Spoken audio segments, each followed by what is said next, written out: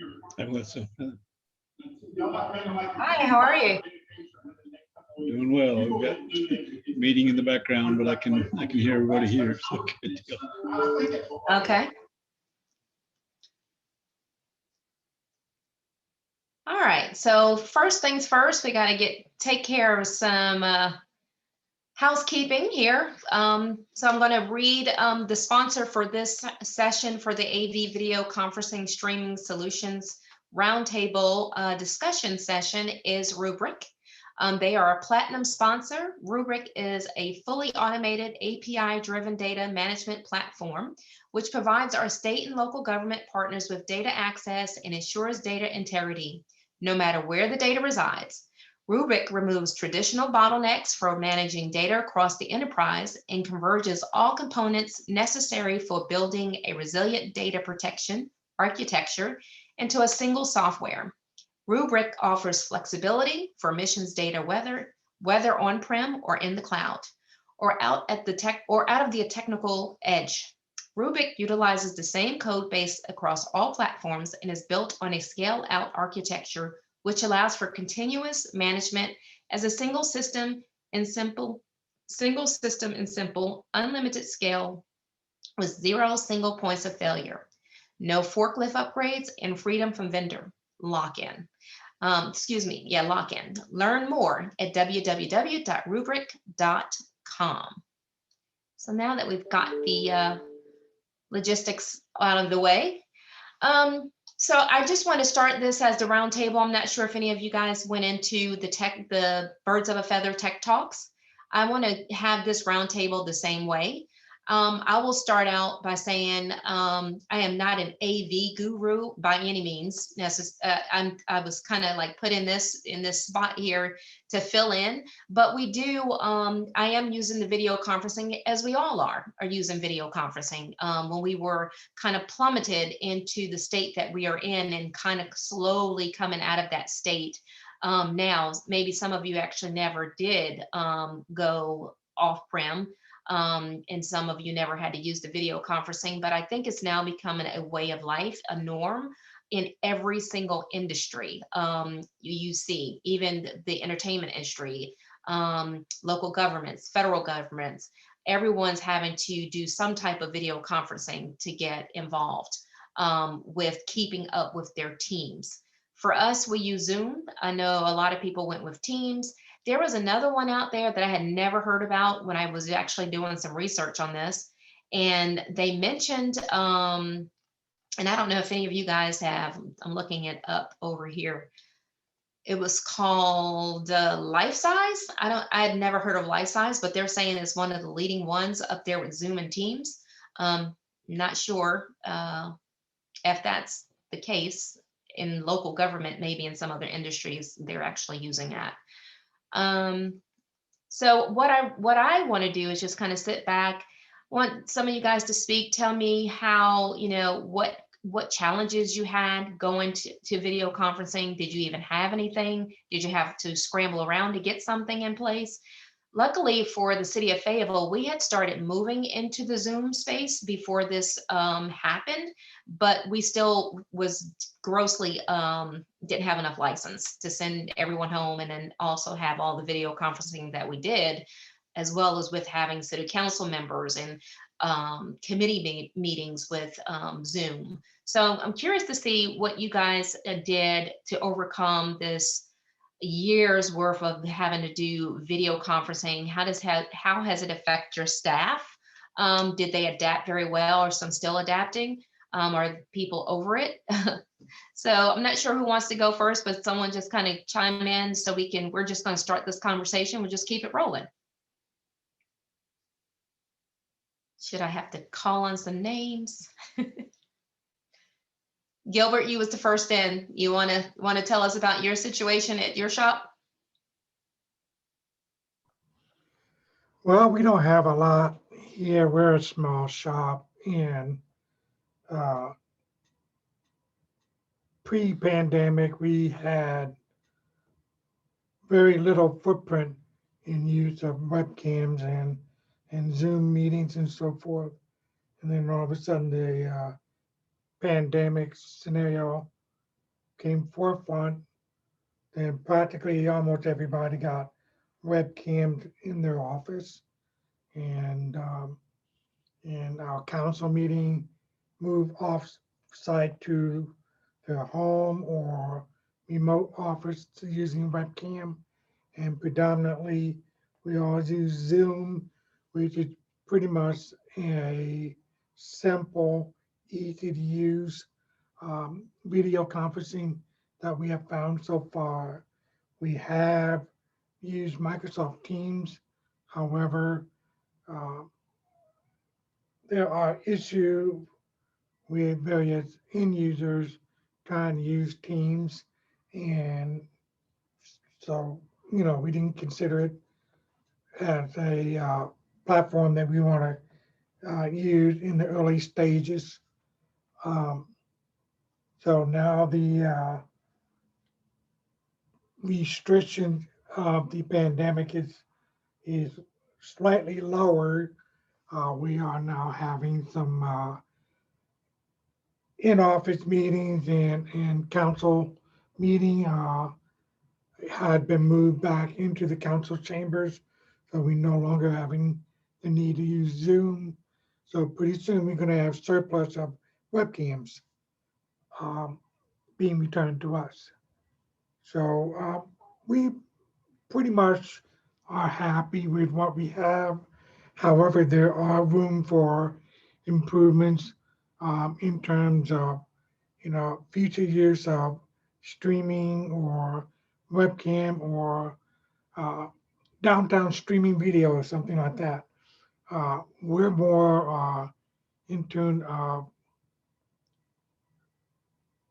optimizing or not optimizing, uh, give the bandwidth needed for the video streaming, but not hog our primary network infrastructure from people who use it day-to-day basis, especially for those use SaaS type software, uh, cloud applications, cloud services.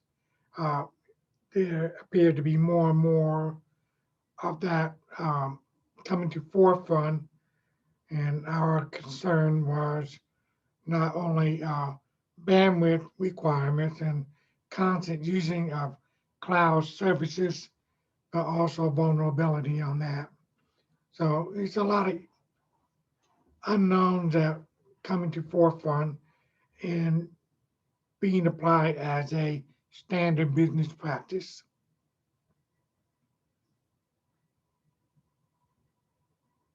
Question for some, with the streaming and with so many people doing the software as a service, I know that we get that request in Fayetteville quite often here lately with the software as a service. A lot of it times they're just thinking, hey, IT doesn't have to be involved. We do a software as a service and they won't have to get us involved. But just like you mentioned, Gilbert, we're looking at all of the streaming and possibility of how much bandwidth we're going to have. We've actually had to increase bandwidth too over this last year. I'm not sure if anyone else is running into that issue and if you can explain how you guys overcame that. But we did run into that as an issue as well. Anyone had any issues that they had to overcome with that, or was that an issue in your shop?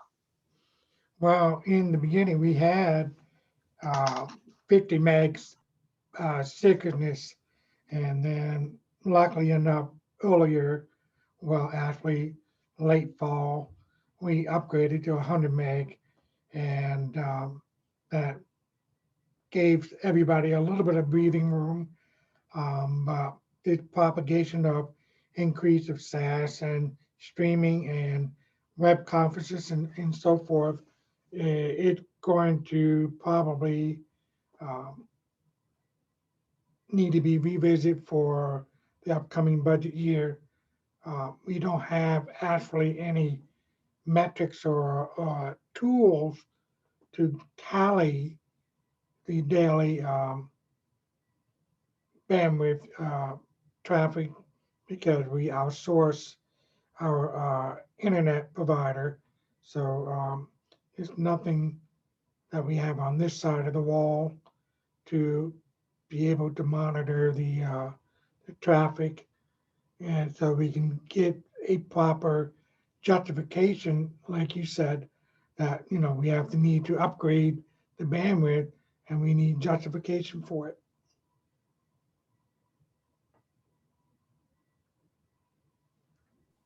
So there's a question posed to the group that Jennifer has in there that says, is anyone looking at a solution for AV specifically for Emergency Operations Center? Is anyone looking for something in that, or have you actually put it together? So this is Chris Ward with the city of Greenville in North Carolina. So we have a system in place, or we used to. It was our Tanbury system before we got hit with ransomware. The problem with that system was that it was operating off of a Windows 2003 server as the back end. So when we came back up from the ransomware, that system didn't come back up. Our biggest problem is the budget. The way our system was built wasn't built with any flexibility in mind. So now we're working with the fire department to figure out a best way to upgrade what we have, because we like the system. It's an Etron-based system as far as at the EOC, but to incorporate newer technology like Zoom and Microsoft Teams. And I've gone through quotes for 4 vendors, and everybody kind of have their own platform that they like. Some like using Zoom as the back end. Some like using Teams. Some like using Cisco. With Cisco, they want to use all Cisco equipment. They don't even want to touch the Etron. They just want to rip everything out and put in Cisco equipment. With our fire department, we finally figured out, and we got the other 3 vendors involved, that they realized that our Etron equipment is still good. It just needs components upgraded. So we finally it took close to 2 years to get quotes a setup that we like, to get it quoted out. So now we're in the process of trying to find funds for it, because that's the biggest thing. When you have a system in place that's been in place for 15, 16 years, and all of a sudden you need to replace it all at once, it's kind of hard to find funds for that, because with our fire department, they've been putting in the budget for at least 5 years to try to get it upgraded, at least get components upgraded every year, and it's been rejected. We think some kind of the same thing, Chris, in Pender County, is that our Emergency Operations Center has done the same thing the last few years. They've been saying, we got to get this replaced, got to get this replaced. The system is more than 10 years old. And we're at the point where the upkeep, the maintenance of it is becoming so expensive, because to your point, at a certain point, you have to replace or upgrade that equipment. Some of it's end of life, and you have to buy new equipment, and it's an expensive task to maintain that existing system, especially when you have a system that doesn't have the flexibility that you want. And we see the same thing. Fortunately, it looks like it is going to get approved in budget this year with a pretty sizable budget. So come July, we're going to be hitting the ground running, trying to find a good solution that meets their needs. And so I'll probably be reaching out to you to see what you guys have put together or looked at, because we don't want to reinvent the wheel, but we want to make sure we have something that needs to meet the needs of the center, but also that the people who support it are in the area, so you're not waiting for 2-3 hours for somebody to get to you when you have an issue, especially during a hurricane. So so thank you. I'll definitely keep your name handy. Unfortunately, with us, as audio and video is really not a lot of people locally, unless you live in like a big city like Raleigh. That's our number one problem. We did have originally, when we did the project for our EOC, we got a local vendor to program the Etron equipment, but we didn't buy any support. So we basically having to, pay every time it's an issue. And then the second thing is this company that did it, when I reached out to them, saying we want to reinvent the whole project, because it's not just our EOC, it's our fire stations as well. They sent someone out that didn't have any technical experience of what we were looking for, just to take notes. And I had to keep corresponding with them to say, all right, I need a quote. At one point, we just gave up and said, look, if you don't want our business, we're not going to force you to quote something, because then we're afraid what type of support are we going to get from y'all. Mm. So, Yeah. but I think it just took a while for us and basically me looping in the fire department in on this, because the Tannenberg system was pigging back off of the fire departments as far as budget goes. Okay. The EOC came from a separate budget, but the main people that use the EOC on a daily basis is the fire department. So we finally got a setup. We got multiple options, but our options ended up being, we like the Extron system. It was stable, just to upgrade the components on the Extron system and then expand it out using Poly hardware or Logitech hardware for the video conferencing component. And we can do either Zoom or Teams. Okay. Anyone else Thank you. facing that challenge, or you've overcome that challenge, to give some advice? Are you all looking for the same information that Jennifer's looking for? I can kind of jump in here and tell you what we're looking at doing here at Forsyth County. We're trying to get away from, with teleworking is the way it is, and we just don't see a lot of people. It's going to continue to occur at the county. And so these traditional hardware upfits of these rooms that are just static builds that only get used in short periods of time or during disasters, we're trying to move away from that and potentially move into mobile collaboration solutions.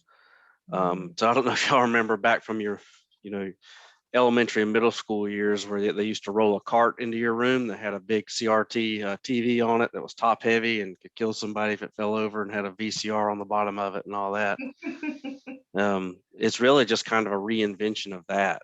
And you can integrate these devices if you're a Microsoft shop, you can integrate them as a resource that you can check out. So some things that we've looked at and we've actually tested is what they call a Surface Hub 2S. It's a Microsoft device. It's pretty expensive for a 50-inch screen Surface Hub. It's on a nice rolling cart. It can be set up as a resource, and like people can add that to their meetings and check it out to use it. We've also looked at some Dell Solutions. We actually rolled our own Dell solution with a Dell 55-inch touch screen, a Logitech, sorry about that, a Logitech Meet Me camera on the back end, and a few other accessories that was significantly cheaper than the Microsoft solution. But the overall objective is that we know that we're going to be in this hybrid scenario where we've got some people that are continue to telework, some people that are going to have some in-office presence, and we can kind of bridge that gap by still allowing people to potentially meet in a meeting room and meet with those individuals that are still off-site, and by using those devices. And in an emergency operations center, at the county, we only spin ours up when there's an emergency. So if you're in a building that is where you have a lot of staff together in one building, you can share those resources out amongst the building. And of course, the EOC would trump everybody with getting that device if something came up. So that's kind of where we're going, just because we know we've made some huge investments into fitting out some of our meeting rooms with projectors in the past and speakers and all these things. And what we're finding is that some of these mobile solutions kind of soften the blow of that and allow you to turn any space into a meeting room. Interesting enough, our first project with that's going to be at emergency services, where we're going to put they're using some COVID funds to buy an 85-inch Surface Hub 2S, which is a pretty expensive device. But that also you can get, Shure makes an IP-based microphone and speaker system that integrates with that. It's all IP-based, so it's a language we understand, that can partner and has tested with that device that we're going to stand up. And we're going to outfit this room's about 50 by 50. We'll end up having about 30 grand in it. And so we're just looking forward to receiving that equipment and testing it out. So. Hey, Jason, thank you so much for that, because I had recently had a request from our sheriff's department to build out a room to be kind of their own emergency operations center for, for when they're having to man events or have, specific events. And that sounds like it might actually be a really good solution for a space like that. So thank you. You're welcome. It's just a little bit of different approach to it, just trying to get away from a static solution that you have to upgrade in place hardware that, maybe it's something shared where it could be, we have lots of meeting rooms in our government center in Forsyth County. And so if we were to go through and upfit every one of those over the next few years, we would have hundreds of thousands of dollars in it. So we're hoping to lessen that impact by providing, the mobile solutions. Dell already has some pre-bundled packages that are certified to work together. And that's one that we have tested and used as well. Just because, obviously the Microsoft Surface Hub 2S is geared toward Teams really only. But the other Dell solution can work with anything, any sort of meeting collaboration software. So just a little bit of a different turn on it, kind of going back to the way we did it in middle school and elementary school, right, with the carts. So. I want to say that for us, of course, that we are the city of Fayetteville, we usually partner up with Cumberland County, and we always have to go directly to Cumberland County, go down to the courthouse, go where the EOC building is set up. And we actually, the city of Fayetteville set up something very similar to that, Jennifer. We did a mobile setup so that we didn't have to locate all of our management to go over to the county, but we did set something up down in one of our conference rooms, and we did the EOC that way without having to go all the way over to the county, because that's how we've done it always. We would always have to do it, but we did set something up that was mobile, and we just kind of, with bandwidth and helping with some of those things, we use Cradle Points and a couple other things, but we did do mobile so that we didn't have to dislocate our management from the city and go over to the county and use what they had. So we did do that route the last I think we did it with Matthew with Hurricane and a couple of other ones that came through. We just set that mobile EOC up in one of our large conference rooms. Any other suggestions from the group?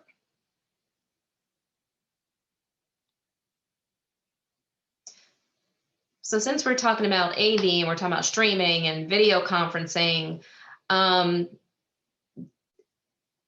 for me, we started out with the video conferencing. We started out, of course, with Zoom, and it looks like we may transition in some ways to use Teams. I find it very cumbersome. Do you have your staff kind of saying which they want, or have you guys said this is the mandate, this is the video conferencing that we're going to be using? You just have to learn it and get with it and get over it. Or or is it like a hybrid? Can they use? Do you have different ones? What are you guys seeing in your places where you work? I'll chime in on here. We're pushing everybody towards Teams.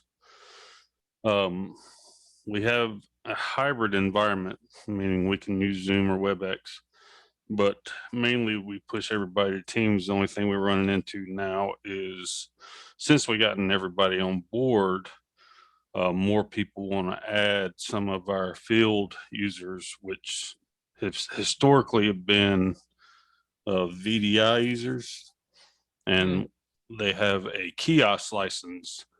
So now we're running into the issue of running out of licenses in Teams, because you have to have a fuller version to get them access to Teams. And we're having to push back on the departments to provide funding to get licenses to add their users. Yeah, the license is the hurdle. That's definitely has been a challenge. Tommy, you had your hand raised. I saw your hand raised. Yeah, so we're a 3-county, can you hear me okay? I can. Mm-hmm. Okay, we're a 3-county health department. We're actually a district separate from the actual county offices or county government. Broke away back in the 70s to pool our resources, which have always been limited.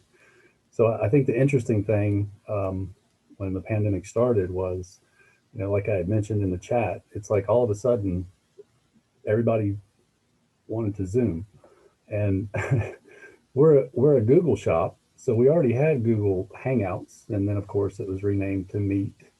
And then at the exact same time the pandemic was happening, I was also transitioning us from a on-prem Mitel telecommunication system to the Mitel cloud system, which also came with a meeting video conference option. So, I'm sitting there with the leadership team trying to go, look, we've got two things that we can use very easily, and we're already paying for.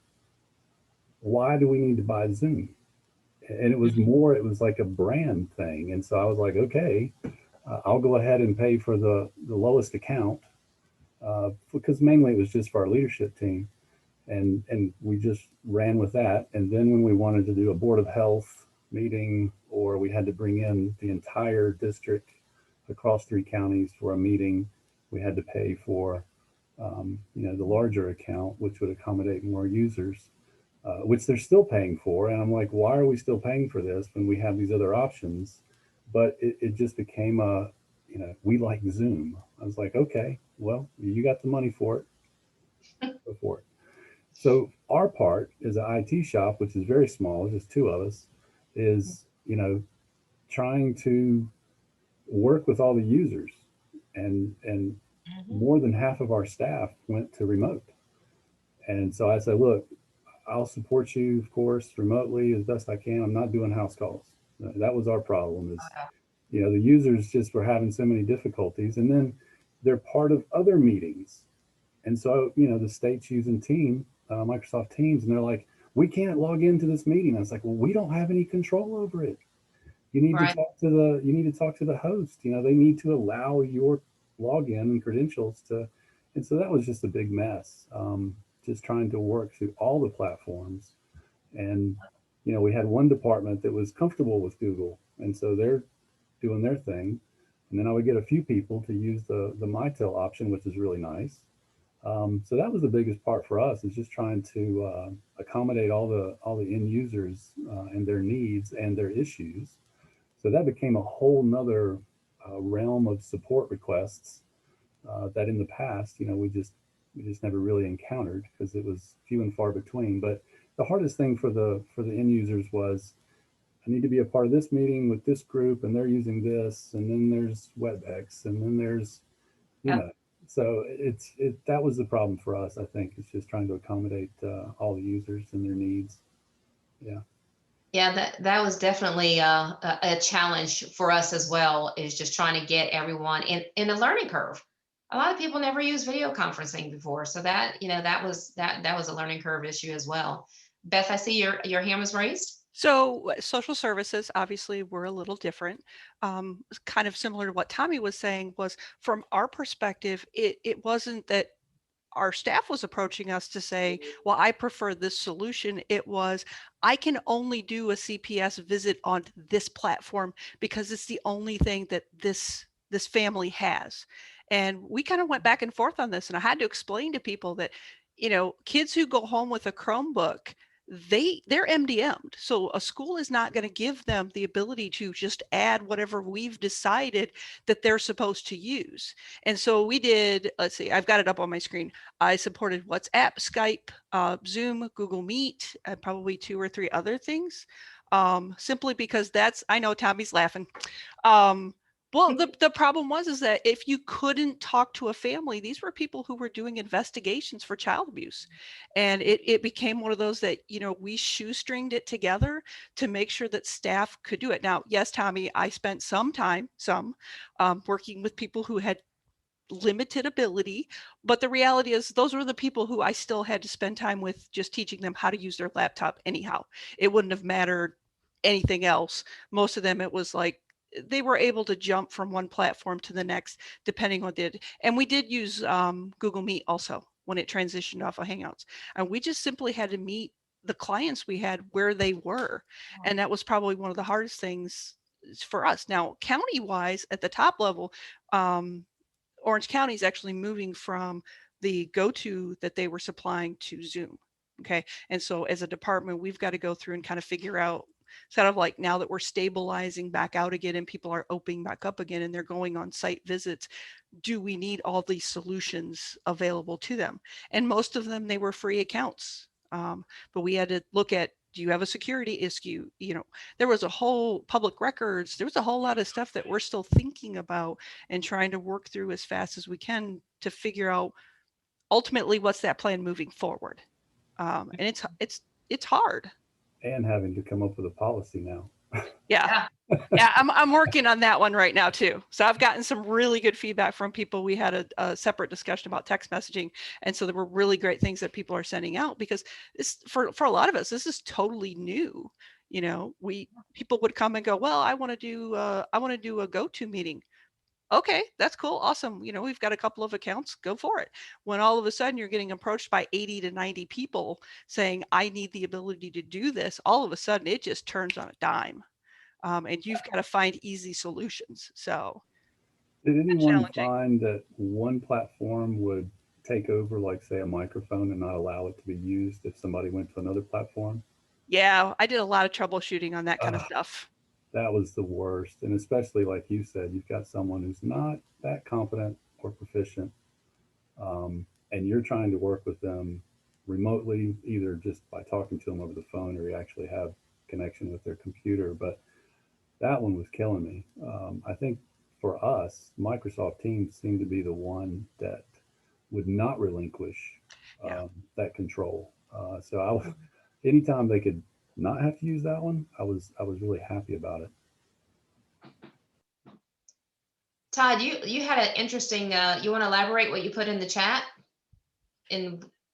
Sure. I was just talking about how we took a different approach than what Beth Ann did, because we just didn't have the staff to be able to support all of that. So we were already using Teams in a very light way, but turned on the dime and said, hey, this is how we're going to do it. We did it for board meetings, for the commissioners meetings. We already stream. So we just hooked up the computer that we would stream to and ran the Teams meeting out of that machine. So we could, run our Teams meetings over our PEG channel and everything else. So Teams was the big lift. But again, I think the other part is it wasn't just the video piece. It was the ability for us to start getting people to think about the collaboration piece, that we already own Office 365 licenses. And I think, was it Mike or Tommy, we're talking about the additional licenses that we got burned on the same thing. So our EMS people were only using kiosk licenses, but yeah, they wanted them to be able to join meetings. So we leveraged COVID money to upgrade their licenses. And that's, honestly, that's what some of that money was supposed to go towards. So whether your agencies were able to wheedle that out or what have you, but that was the idea of, that we took. And our hope is that people continue to do it. I love meeting in person. We've started that back here, but there's a whole lot of time that I saved in my day to be able to jump on a Teams meeting with my group without them having to walk down the hall or, okay, we're done, let's click. We don't have to have that extra 15 minutes of, what's going on. And I know that's less, personal, but there's a lot, we're all behind on so many things. It allows me to just to punch out and get back to what I was doing. And to be honest, it allows me to, interact with you guys today, because I'm doing about 6 things while I'm listening. So I was like, I'm gonna just type this in the chat and keep going and what I've got going on here today. But the SharePoint Online and the OneDrive, was something that was probably underutilized before COVID for us, because it's people were like, well, why do I care? I can store them here locally, but then all of a sudden they had to share documents with people they weren't seeing, and they really found the power in all of that. COVID was honestly, in my opinion, COVID was a huge win for IT. I know it was a painful time for a lot of people, but the ability for us to be that foundation or that rock to help people do what they needed to be doing, they finally were coming to us versus I know that all of you face the same thing where you're constantly chasing people with technology. Please try to use this, do that, and they were banging on the door this year. So I know that, all of you have probably experienced all of that, but that was our take here at Cabarrus. Yeah, it kind of gave upper management too, where, you can work remotely and be trusted.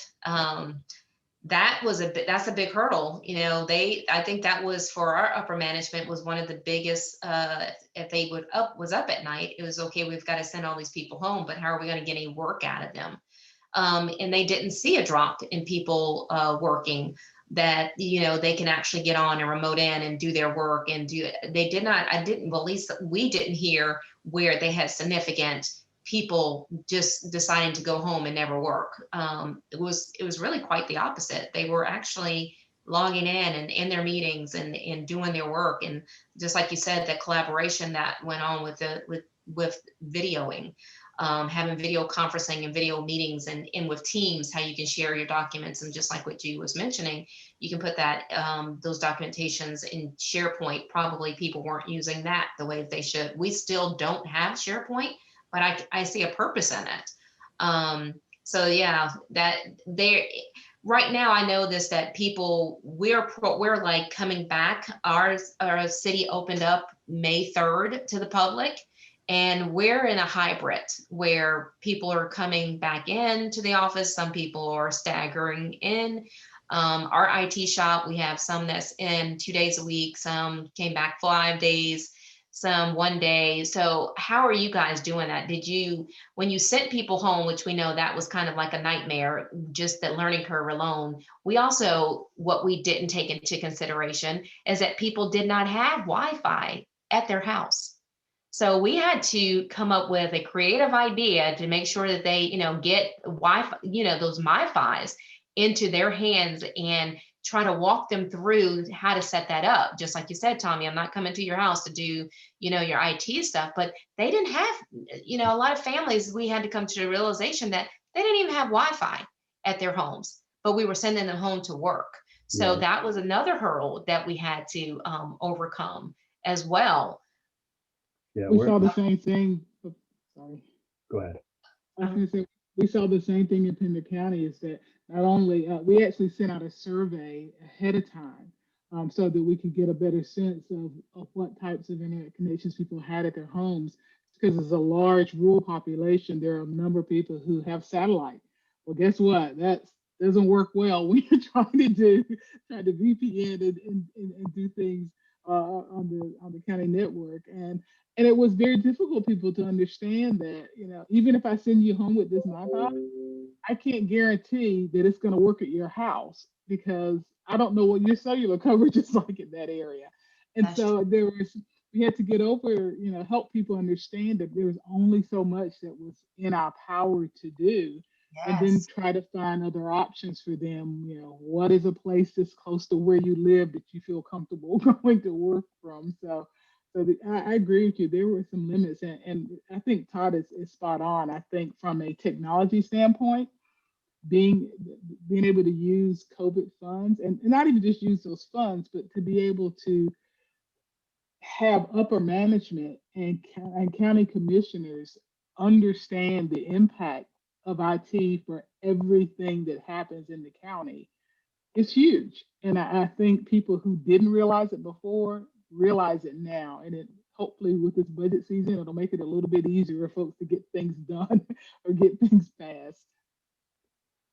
Yeah, because it was a real challenge. I mean, you didn't think that they didn't have internet. And then they were like, okay, we've got to send you home. And then on top of that, we were pulling devices we were just doing a rollout for our police department. We were pulling devices, the old devices that were still in good enough condition to send people home with those things with a MiFi because they had nothing to work on.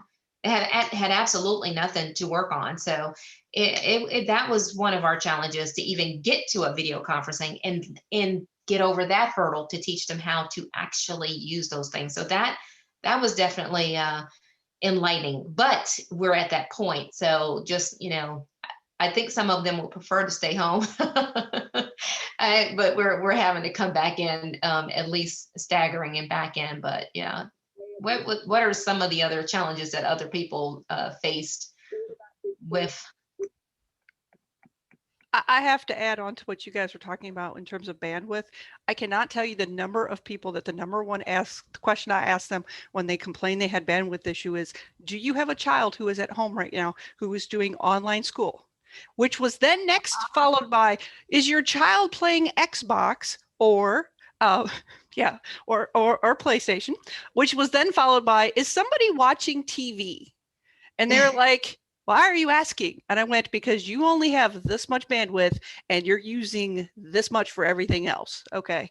And that was actually one of the first questions that as soon as somebody would call and say, it's slow. And I'd be like, it's not us, it's on your end. And you need to start pulling this off. And, they complained about, well, I can't believe it's so slow. And I went, hold, stop. I got a kid at home too. My kid knows that until 5 p.m., you do not use any device other than your laptop. That's it. And I was like, I feel terrible having to tell you this, but you can't do your job. And if you're going to be home, that's what it takes. And we made it very clear to people that if you are unable to work at home, then unless you have something that's extremely mitigating, you are allowed to come back to the office. We personally invite you because my butt was here just as much as everybody else's was. So, like I said, that Xbox was the killer for a lot of people. They just didn't have any clue about that. Xbox and Netflix streaming. Yeah. I pretty much used the COVID experience to leverage teleworking for the IT folks, me and my assistant going forward. I talked to the health director not too long ago, and I said, has anyone complained about our services during this time? And she's like, no, you guys have done an amazing job. I'm not sure how you did it. And you both had surgical things that you had to do during this time too.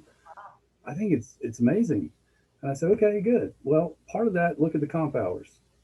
The other part is we're probably going to continue forward in this hybrid mode because we actually got more done because we weren't disturbed. People weren't coming into our office to chat, just to throw ideas at us, which consumes a lot of time during the workday at the office. So, I definitely leveraged it.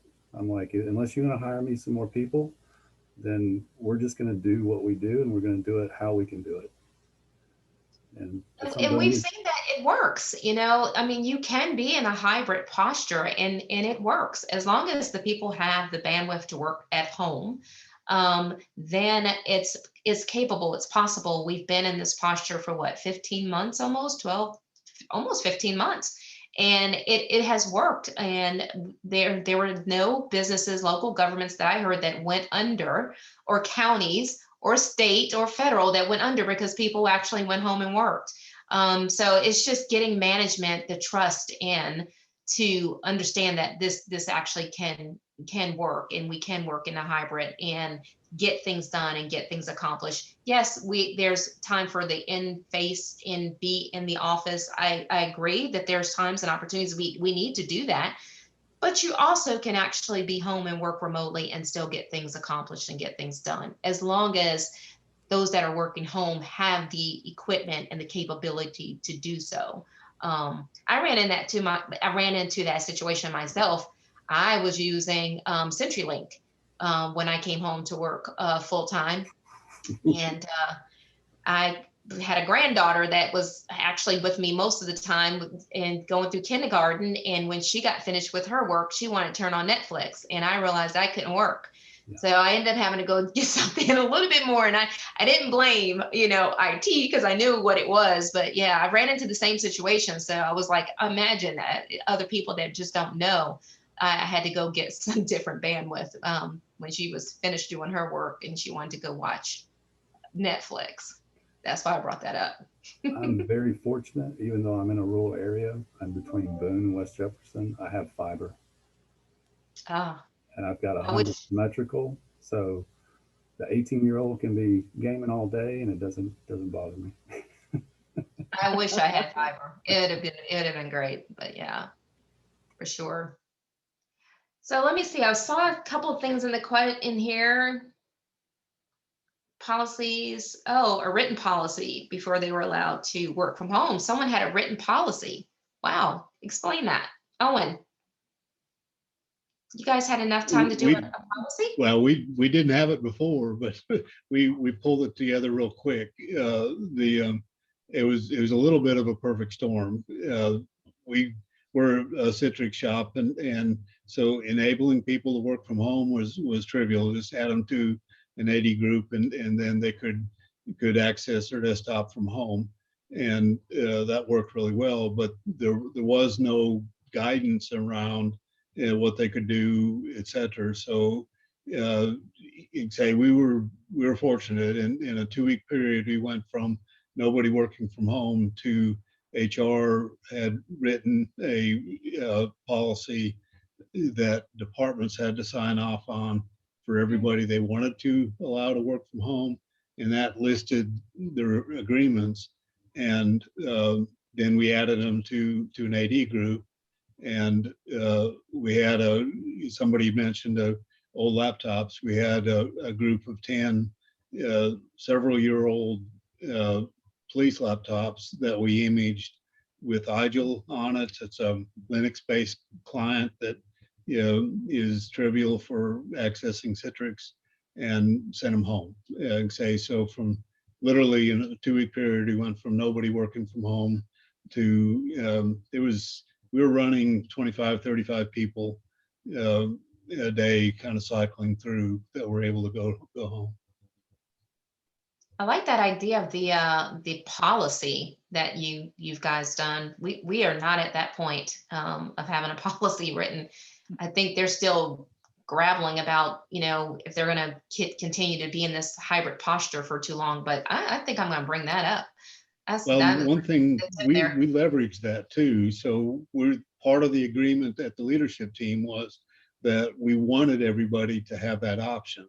We had several people that had some medical issues, or they had susceptible kids that being away or being out put their kids at risk. So we agreed as a group that this wasn't something we were going to disable whenever it was over.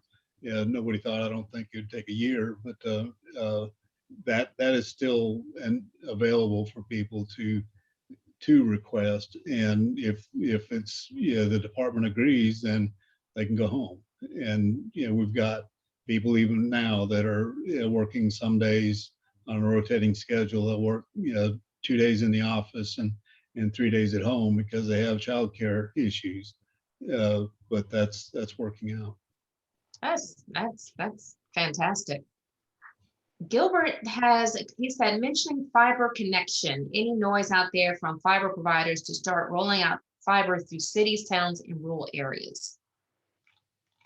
I did see something that they said they were coming through. It was a commercial.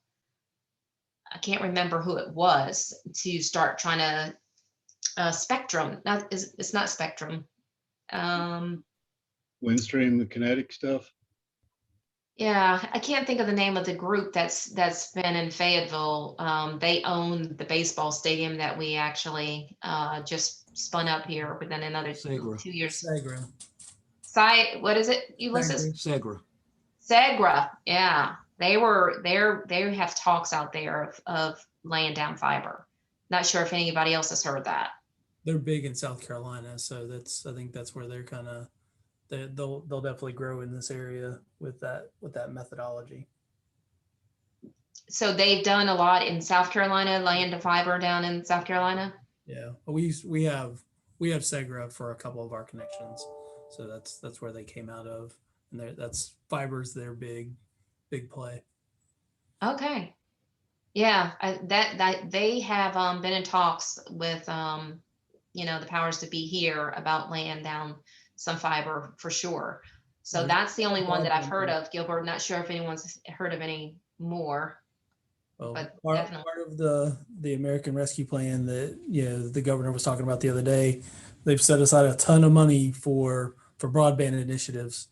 My county doesn't qualify because of the tier that we are, but if you are a lower tier rural county, start banging on the doors looking for those dollars, because they're out there and available. There's millions and millions of dollars been set aside for broadband.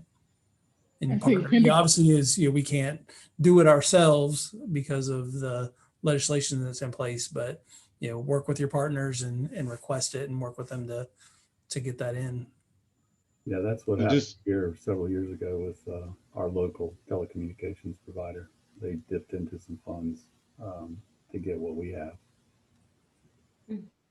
one thing to think about too is, there's just the end of last week was it 500 million is being released for security or as a grant option. So there's money out there that's already been earmarked for security.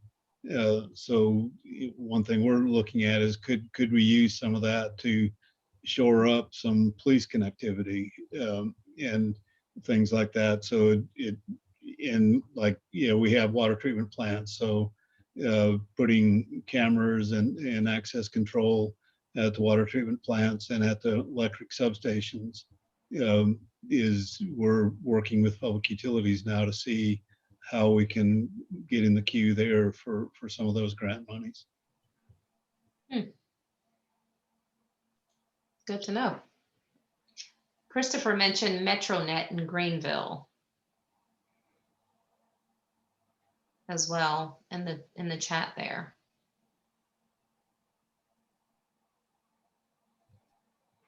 And we're Windstream at the beginning of this had started their kinetic rollout, and the timing was pretty good. Before I had a DSL connection, and our neighborhood in town was one of the passive optical fiber rollout. So I went from a DSL to a 400 meg fiber connection. I like that. Mm-hmm. Yeah, MetroNet is in, as far as in North Carolina, Eastover, Fayetteville, Hope Mills, Radford, and Vander. They started with us. Announcement was done probably late last year, and they think the project is going to take anywhere between 1 to 2 years to complete. Is anyone there in the Charlotte area that's on here? I know that my daughter at one point in time, they were talking about rolling out fiber in her neighborhood. They have never made it there. But Yeah, I'm in Concord, so Google Fiber was doing a lot in that area, and for whatever reason, the deployment stopped. It could have been the number of gas lines that they hit trying to do the installs. That it was a pretty daily occurrence that the Google Fiber teams were hitting natural gas lines in residential areas. So that was the issue or not, but it certainly was coincided with that kind of drying up in our area. So Some of the contractors I heard just walked off because they were scared for their safety because it was happening so often. But we're in Albemarle, and that was we were hearing the same things here. My daughter's in Charlotte, and I think hers was one of the last neighborhoods to actually get Google Fiber. Oh, really? Yeah, it was shortly after that you kind of got the announcement that they were suspending operations. Yeah, my daughter was asking about that. She was like, "We're supposed to be getting Google Fiber." I was like, "When is it coming?" I was like, when? So now I can find out. Hey, I know why. But yeah, they have a lot of.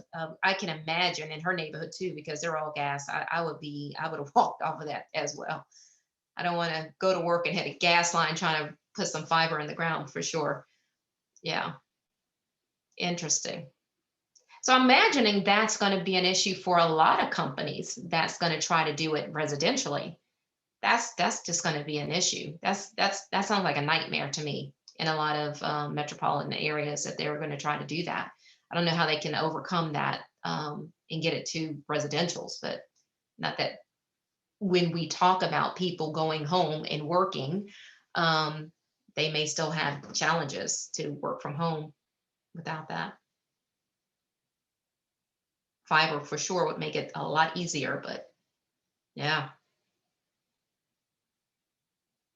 Any other questions for the group before we start wrapping up? It's almost getting to that time where they're going to shut me down.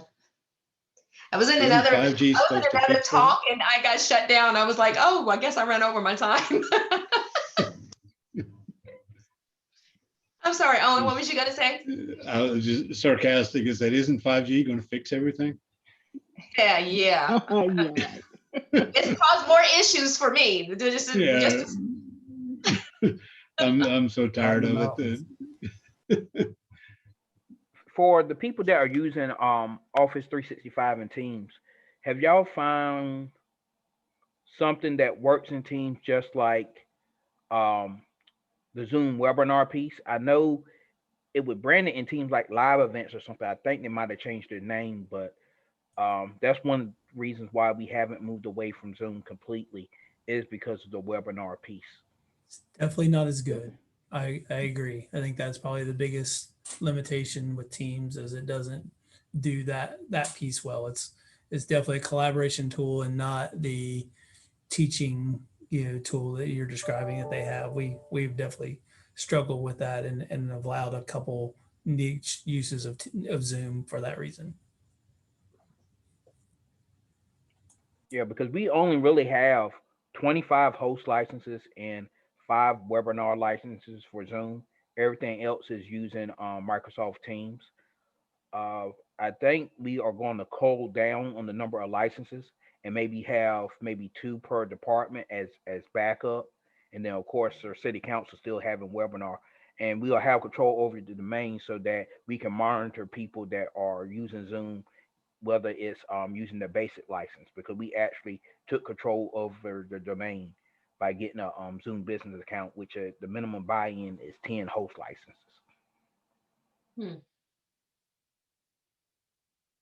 We definitely have had to be creative, haven't we, Christopher?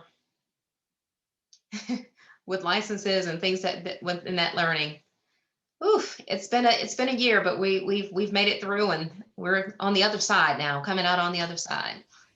But I want to thank everybody that came to this session. I've learned some things, jotted some things down. I like some of the ideas that you guys have thrown out there. I want to go ahead and got to do my last part of the housekeeping here and then thank ThinkGuard, our gold sponsor for this session. ThinkGuard is at ThinkGuard, unlike ordinary services providers, data protection such as backup and disaster recovery, cybersecurity is all we do. We don't take it over IT departments. We're in the business of protecting them. Give us 15 minutes and you'll know if we can or right for you. So if you see ThinkGuard out there, if you want to go see them and talk to them about some cybersecurity and some data backups, that's one of the vendors that's sponsoring NCLGISA. You guys are going to see our vendors, right? Go give them some love. Without them, they do a lot. They sponsor a lot. They're always here. If you could stop by when you got a few minutes, 5 minutes, go talk to a few of them, drop your card in, let them know that you appreciate their sponsorship for NCLGISA. And I guess I'll see probably a few of you on another couple of sessions. Thanks, Melissa. Appreciate it. Thank you so much. Good information, Thanks, guys. everyone. Thank you. Thanks. Bye. Bye-bye.